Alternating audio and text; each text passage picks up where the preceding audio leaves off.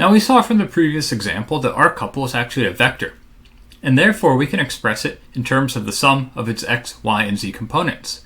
That is, our couple can be represented as a vector, where we have c with a vector hat over top, which is also equal to a boldface c, which would be equal to the sum from I is equal to 1 to n of c sub x of I, plus the sum of j is equal to 1 to m of c sub y j, plus the sum k is equal to 1 to p of c sub z k. Now, the magnitude of our couple is given simply as the magnitude of any vector, where we take the square root of the sum of the squares.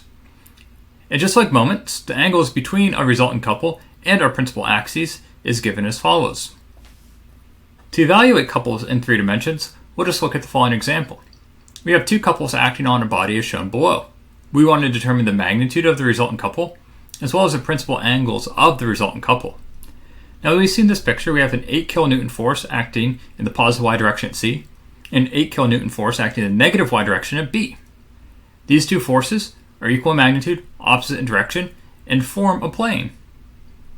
Additionally, we have a 2 kilonewton force applied at A acting in the negative z direction, and we also have a 2 kilonewton force acting at B in the positive z direction. So these two forces are equal in magnitude, opposite in direction, non-collinear, they're parallel, and they will construct a plane of their own. Now, you could use the right-hand rule to try and determine the axis of rotation of these two couples and add it together, but that's quite difficult. So what we're going to do is rely on a vector formulation of our couple.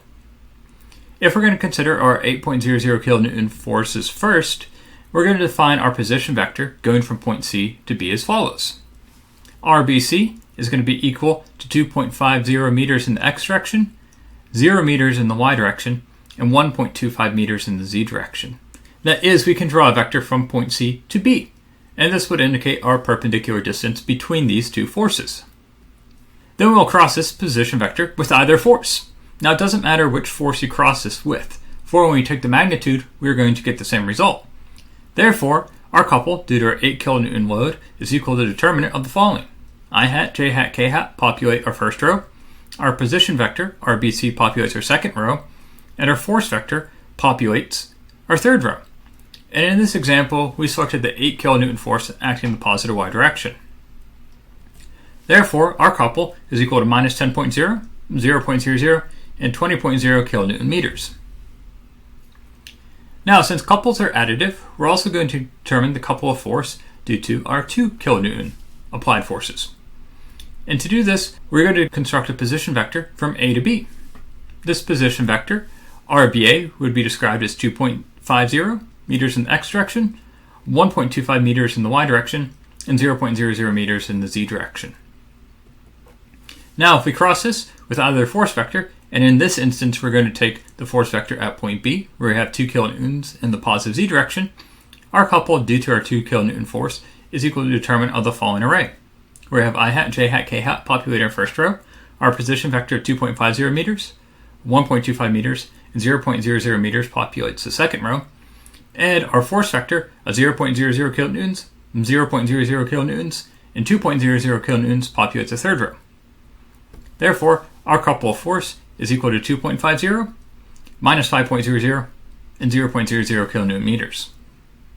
Now, if we sum these two couples up, that is, we sum up our x, our y, and z components respectively, our total couple is equal to minus 7.5, minus 5.00, and 20.0 kilonewton meters.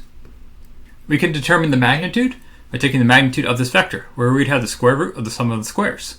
And we find our magnitude to be 21.9 kilonewton meters. With this information, we are able to solve for our principal angles. Theta x is equal to cosine inverse of c sub x over the magnitude of c, which gives us a cosine inverse of minus 7.5 kilonewton meters per 21.9 kilonewton meters. And since we only have two sig figs within our trigonometric expression, we're going to express our answer to an accuracy in the tens place. Thus, theta x is equal to 110 degrees.